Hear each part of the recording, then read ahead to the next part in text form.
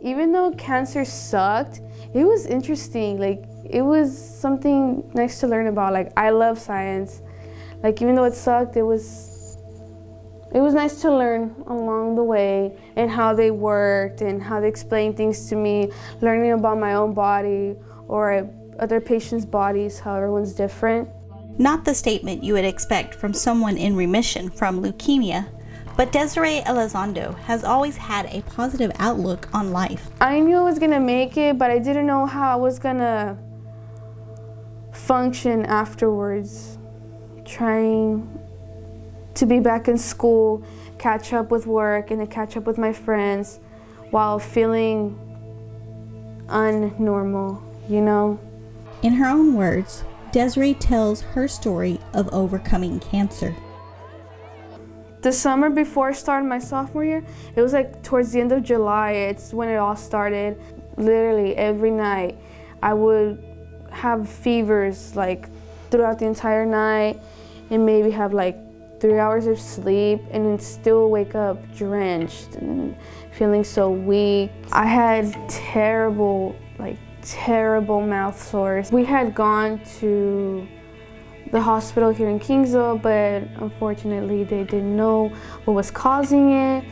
And they had even suggested for me to go to a dentist, but even the dentist said, we don't know what this is. We've never seen anything like this.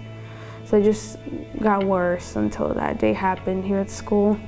That fateful day that Desiree is referring to is the day she ended up passing out in the restroom.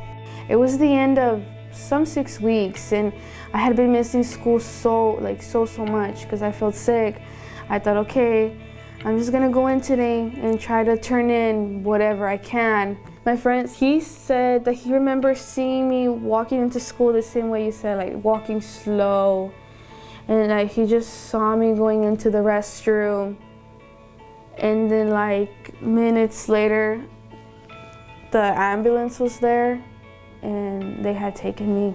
And went from there to me waking up in Driscoll days later with the port in my chest that I still have and all these things running through my body. That's all I remember. While recovering at Driscoll Children's Hospital in Corpus Christi, she was working to complete her high school education. There's a teacher who works around the hospital floor. She's very nice, Miss Marie. I love her. But I mostly did it on my own in my room. A few months later, she was told she would need a bone marrow transplant.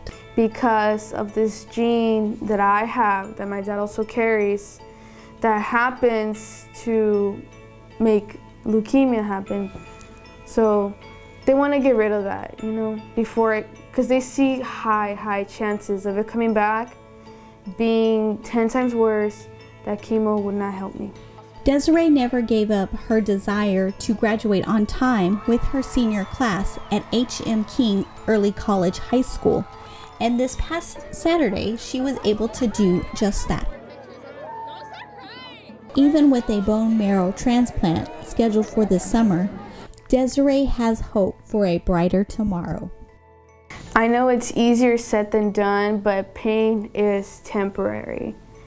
And making memories, looking forward to meeting your goals is it's inspiring and helpful, and that's forever, you know, looking forward to those things. It eventually does get better.